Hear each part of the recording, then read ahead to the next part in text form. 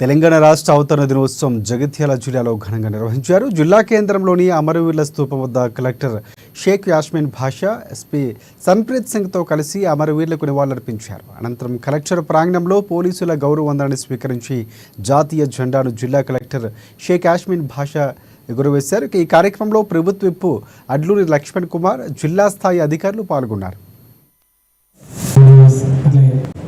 పుష్పాంజలి ఘటించారు. గౌరవ విప్ గారిని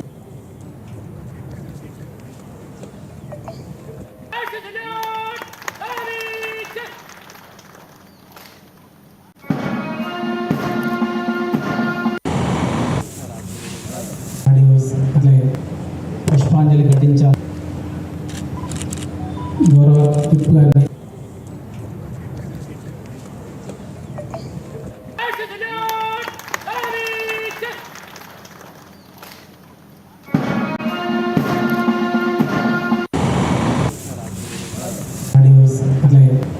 పుష్పాంజలి ఘటించారు.